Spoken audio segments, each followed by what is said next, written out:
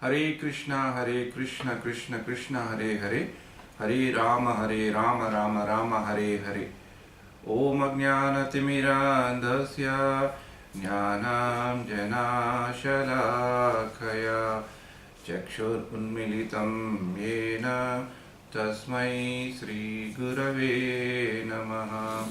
Hare Krishna. We will continue our learning through the Shravanam Smaranam series. We are talking about Mahajanas. The context is the 6th canto of Srimad Bhagavatam, 3rd chapter, 20th and 21st shlokas in the Ajamila Charitra, where Yamaraja is instructing his messengers about the Mahajanas. Last week we have covered one of the Mahajanas, that is Swayambhu Manu. Previously we have covered Lord Shiva, Narada, Kumaras, and today we will cover about Prahlad. So I will once again chant the reference shloka 6.3.20.21 of Srimad Bhagavatam.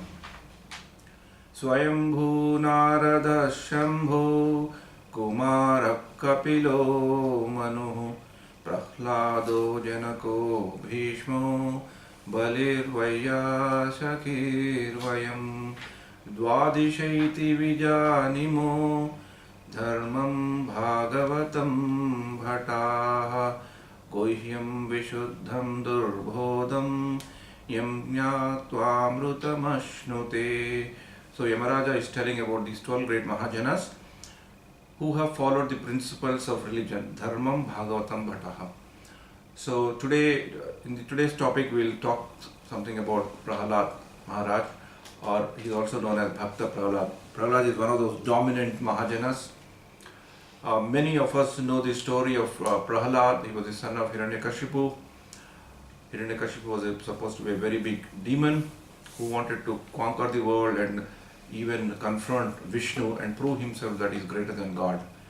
So, in order to avenge his defeat of the killing of his brother, Hiranyakashipu goes into a lot of austerities, and to the extent that because of austerities and the fire and the vibration that is generated because of austerities, the whole world shakes.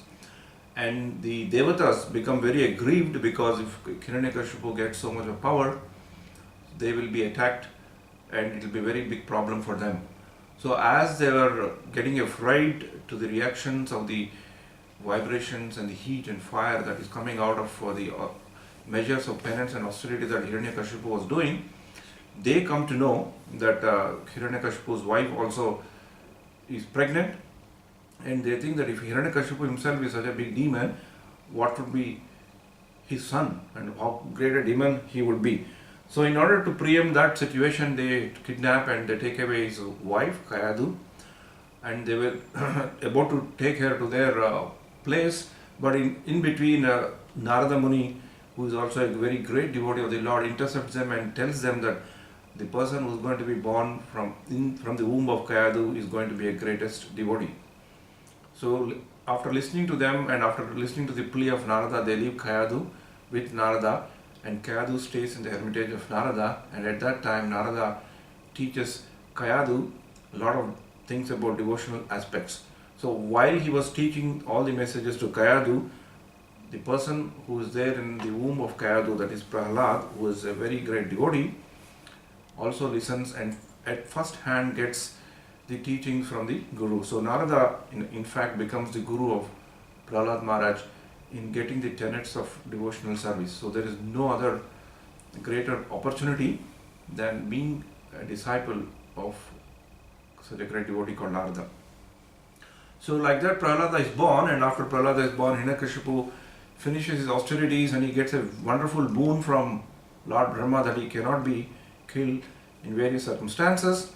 And he comes home and sees Prahlad, and he is very pleased to have his son, and he thinks that his son will follow him, and he sends his son to pretty good schools of that region who are basically curriculum oriented to teach body consciousness instead of God consciousness or Vishnu consciousness or Krishna consciousness. But Prahlad, being a devotee, is never succumbed to those activities, and in the course of time Hiranyakashipu comes to know that Prahlad is of completely different breed and he is a devotee of Vishnu, so he tries to persecute him, he tries to torture him, and he puts through several difficulties to Prahlad, and each of those difficulties Prahlad comes out successful, because Lord Narayana, Vishnu protect him in every instance of time, because Prahlad is a good devotee and he has got explicit faith and implicit faith that God is always there to protect him. So in that way, the whole thing happens, and the culmination of it was Hiranyakashipu one day gets angry with his son so much, and then he challenges Prahlad, and in that process of challenging, he breaks a pillar, and from that pillar emerges Lord Nrsimhadev. This is the Lord's most fiercest form, and everybody was afraid, and Lord Nrsimhadev appears and he kills Hiranyakashipu. So this is a story normally that is we see in the movies or in the storybooks that we read. So it's an interesting story on how Prahlad was prosecuted by his own father, who wants to prove himself greater than God. Whereas Prahlad, even in such a unfamiliar, unsuitable, non-conducive environment, still he remains devotee of the God, and he has an implicit faith on Lord Vishnu that he will always be protected. So all the devatas, rishis who come to see and in order to take the darshan of the Lord, including Lakshmi Devi, they were so surprised to see such a ferocious form of the Lord. This is beautifully described in Srimad Bhagavatam shlokas, and they get so afraid because they have never ever seen such a ferocious form of the Lord.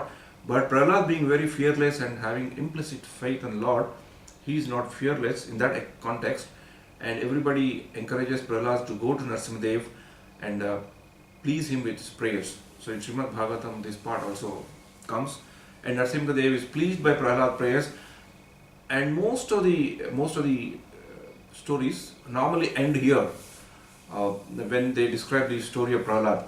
But Srimad Bhagavatam in the Moola Granth, actually a lot of conversation happened between Prahlad and Nrsimhadev. That's very important, and in that we get a lot of instructions about how to conduct ourselves in life and what is the actual meaning of devotion service. These instructions which come from Prahlad, these shlokas that come from Prahlad are very clinical, very decisive, and very hard-hitting. Also, particularly oriented towards people who are very, very materialistic minded. Very hard-hitting, very tough shlokas to even understand and even to think of following them. So in this post, as a tribute to the great acharyas who have revealed the important message of these shlokas, an important message of Prahlad, and which the portion that is not normally covered when we usually tell the story, we will take two shlokas today as a great tribute to this great bhakta of the Lord, who has taught us so many things about devotional service. And Prahlad's teachings till late have remained an informed and guiding light of the teachings on the subject matter of devotion to several centuries of devotees and acharyas. So in that way, Prahlad Maharaj is very, very great devotee. We need to always think about him, how he had his unconditional, unflinching faith on Supreme Personality of the Godhead. So today we will take two shlokas. The first shloka is Srimad Bhagavatam 7.9.43. So in this shloka, as I told you, this whatever we are covering is after Hiranyakashipu is killed, Nrsimhadev is pleased, is being pacified, and everybody is happy, and Nrsimhadev is in conversation with Prahlad Maharaj. So Prahlad Maharaj, if you see, as we have told, that Prahlad Maharaj was always fearless about whatever his father has done to him. But after Nrsimhadev is pacified, he expresses some fears about the materialistic condition of life and how tough it is. So in that context, there is a shloka of Srimad Bhagavatam 7.9.43, where Prahlad Maharaj says, I am not at all afraid of this material existence because I am fully absorbed in thoughts of your glories and activities. So he himself says that he is not afraid in one way, but he is also concerned. He is also afraid for those people who are making elaborate arrangements for their material happiness and maintaining their families, societies and countries, forgetting God and not keeping God in the center. I am simply concerned with love for them. So this aspect of Prahlad Maharaj, a very, very deep-rooted preaching aspect of Prahlad Maharaj, that no matter that what is his feelings, no matter what is his approach to Lord, but is concerned about his fellow beings who are very materialistic oriented. We need to remember that Prahlad's whole family is a demonic family, Asura. Prahlad is born in Asura family. Hiranyakashipu was known to be a very big Asura. So Hiranyakashipu is the personification of the highest degree of how a materialistic a person can be. He was completely absorbed in body consciousness and he thought money and power can give him everything. So people around him also imbibed that consciousness.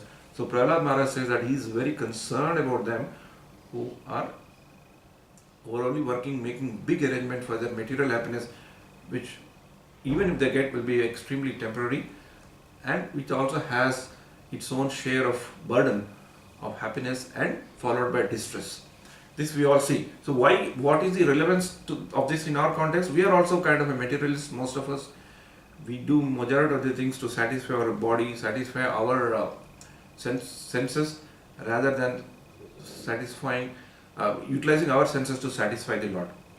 So in this modern world, these shlokas have a very big relevance for us to reorient ourselves from the material consciousness and try to draw ourselves at least slightly towards Krishna consciousness or God consciousness. So in that context, remembering Prahlad Maharaj as a great devotee, we shall remember this shloka, Srimad Bhagavatam 7th canto, 9th chapter, 43 shloka. Naivo dvije paraduratya vaitaranyah. Naivo dvije paraduratya vaitaranyah. Tadviryagayana mahamruta magna chittaha. Tadviryagayana mahamruta magna chittaha. Shochetato vimukha chetasa indriyartha. Sochetato vimukha chetasa indriyartha. Maya sukhaya bharam udvahato vimudhan. Maya sukhaya bharam udvahato vimudhan. Naivo dvije paraduratya vaitaranyah. Naivo dvije paraduratya vaitaranyah. Tvatviryagayana mahamruta magna chittaha. Tvatviryagayana mahamruta magna chittaha. Shochetato vimukha chetasa indriyartha. Sochetato vimukha chetasa indriyartha. Maya sukhaya bharam udvahato vimudhan. Maya sukhaya bharam uddhavato vimudhan. The first two lines basically tell Naivo dvije para means is addressing the Lord, Duratya Vaitaranyas. I am not afraid at all of this material existence. Why? Tadvirya Gayana Mahamruta Magna Chitta. Because I am Magna Chitta, I am always absorbed in Mahamruta, and I am also Virya, the greatness of the Lord, I am glorifying through Tadvirya Gayana Mahamruta Magna Chitta. So, this is also an indication for us that if we are doing the proper Kirtan, proper meditation on the Lord, then we will also be bereft of some kind of a fear. So we'll slowly become fearless in many aspects of devotion service. But then the next two words tell about Soche tato vimukta chetasa indriyartha maya sukhaya bharam uddhavato vimudhan. Vimudhan means he's basically very, very hard hitting. Vimudhan is saying that these fools, probably fools like us in a sense, that who are totally materially engrossed. So I am very concerned about them. So please help them, O Lord, and please keep me in this material world so that I can help them to understand what they are and bring them back towards you. This is the prayer that Prahlad, and this is the benediction or the prayer that Prahlad is asking Narasimhadev. Totally a selfless prayer, because at that point in time, when Narasimhadev is so pleased with Prahlad could have asked anything. Please give me my kingdom, give me all my pleasures and happiness so that I can rule this kingdom for a long, long time. I can have so much of wealth and prosperity, my family can grow, all those things he could have asked, and probably Lord would have given him. But Prahlad is not asking that. Prahlad is asking Lord to let him stay there so that he can be in the midst of these materialistic people, in the midst of these asuras, so that he can give them a chance for them to understand who is God. So that's a great selfless sacrifice of Prahlad Maharaj in order to help and in order to demonstrate a very strong desire of preaching. So this similar sentiment, this is similar mood is what A.C. Bhaktivedanta Swami, ISKCON founder Acharya, has carried. These are the shlokas, these are the messages that he always kept in his mind when he set his foot in the land of America, which is supposed to be the capital of the materialistic people, materially very well advanced, but people were losing faith in God, and God was not becoming their center of influence, a center of matter, center of activities. So in that society, when he went, these are the shlokas that gave him the strength, that he did not want to run away from there, he wanted to be there, and that's how he has attracted so many people, just because of purity and because of his strength of his preaching and the mood of preaching, just the way Prahlad also wanted to be in midst of the people and then contribute something instead of saying that I will run away or please take me to a place where everything is happy. So again, that's why Prahlad's teachings are very clinical and very tough. Even Prahlad also has several shlokas with respect to the material life. How if we don't have a God-centric life, how this material life can will completely degrade us towards body consciousness. So in another shloka, Prahlad Maharaj also gives a very beautiful direction to us on what should be our attitude to prayer. If at all we get a chance or a face-to-face or even in our normal prayers, what is that we need to pray? Because most of our prayers, and almost all of our prayers should be directed in such a way that we increase our bhakti, we increase our direction to reach God, in the path to reach God. So in Srimad Bhagavatam, again 7th canto, 10th chapter, 7th shloka, Prahlad Maharaj says that, "O my Lord, the best of givers of benediction," because he knows that Nrsimhadev is there to give him benediction of whatever he wants.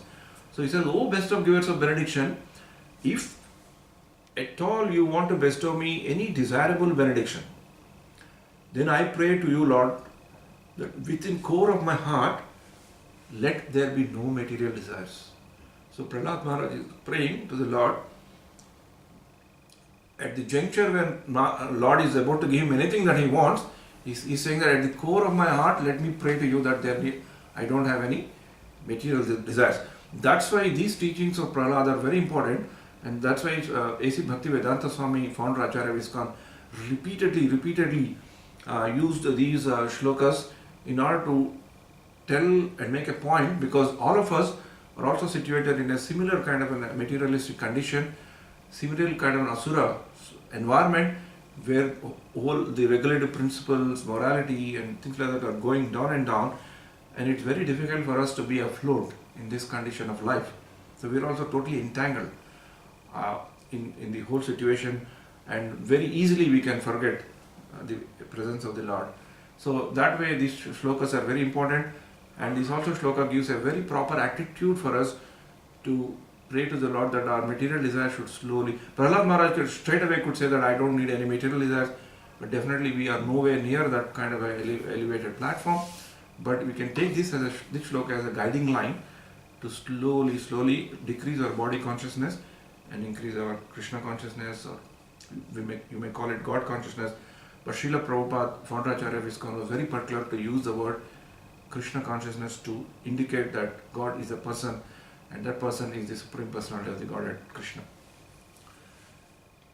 यदि दास्यसि मे कामान् यदि दास्यसि मे कामान् वरांस्त्वं वरदर्शभ वरां संवरदर्शभ कामानां हृदि असंरोहम् कामानां हृदय संरोहम् भवन्तस्तु वृणे वरम् भवन्तस्तु वृणेवरम् यदि दास्यसि मे कामान् यदि दास्यसि मे कामान् वरांस्त्वं वरदर्शभ वरां संवरदर्शभ कामानां हृदि असंरोहम् कामानां हृदय संरोहम् भवन्तस्तु वृणे वरम् भवन्तस्तु वृणेवरम् यदि दास्यसि मे कामान् वरांस्त्वं वरदर्शभ कामानां हृदय संरोहम् भवन्तस्तु वृणेवरम्. So I don't want any material benefits, but if at all I have to pray and you want to give me any benediction, oh my Lord, remove my materialism. This is a wonderful prayer of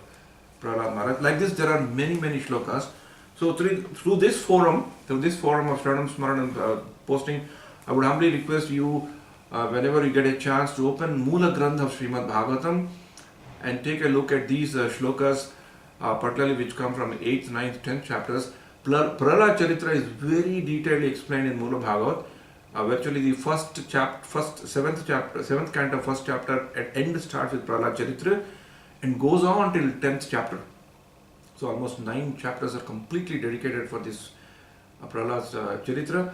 But last 3 chapters are primarily they describe the discussion that happened between Nrsimhadev and Prahlad Maharaj. They are not usually portrayed in movies, not in the storybooks that I know, I have seen, but they are there in the Moola Granth, so one can have a leisurely look at it, and they form wonderful instructions.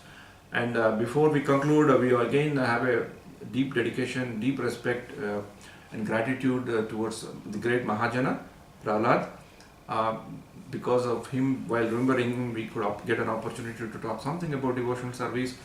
And among all the shlokas which are there in the Prahlad Charitra, if at all we have to top grade one of the shlokas which is most often quoted by many acharyas, is Prahlad has given us a phenomenal contribution on Navavidha Bhakti.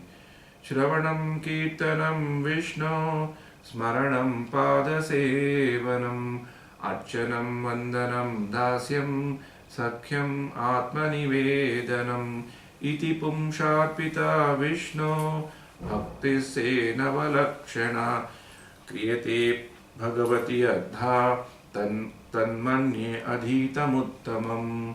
So he says, persons who know this as the 9 process of bhakti, Kriyate Bhagavati Adha, the one who directly participate or do those activities, they are supposed to be known as the persons who have got proper knowledge. Tanmanye Adhitam Uttamam. This is what Prahlad Maharaj has told when he is young. Another thing which acharyas always give example of Prahlad is because Prahlad was very young and he took up the devotional service right from his very young age. So this example acharyas used to tell people who say that they will take up to devotional service only after they retire or when they become old. Because that's not the time when we can cultivate anything new unless we condition ourselves and prepare ourselves to exploit the so-called golden age of retirement. Otherwise our golden age will just be sitting in front of TVs and reading newspapers unless we condition ourselves. So we need to adopt ourselves, get latched to these great teachings of Prahlad Maharaj and make our life better. And just one more point, most of the Nrsimhadev's pastimes of Prahlad Maharaj, geographically as it is, they seem to have happened in somewhere in the region of Andhra Pradesh. There's a very famous holy place called Ahobilam. It's in a district called Kadapa, and it's in an area called Rayalaseema in Andhra Pradesh, slightly south of Andhra Pradesh towards Tamil Nadu. That's where most of the pastimes of Prahlad happened.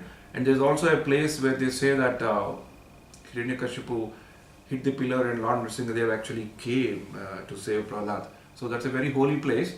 So along with this post, I'll be sending a document which describes the several temples that exist in that place called Ahobilam, where Prahlad's many pastimes are there. They also have a place where many great acharyas and rishis came to meditate because it's a very holy place, and a school where Prahlad used to go. So many artifacts are there related to Prahlad Charitra, that's in Andhra Pradesh. And there's also another place called Simhachalam, That's in the northeast of Andhra Pradesh. There also some of the pastimes of Prahlada took place. That's also a very holy place. Many great saints have visited it.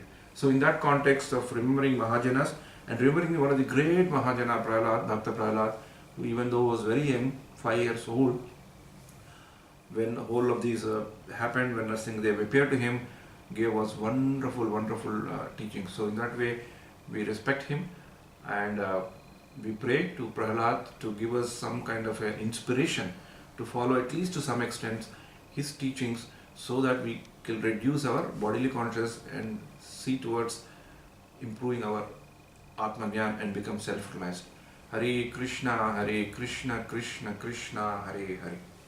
Narasimhadeva भगवान की जय, प्रहलाद महाराज की जय।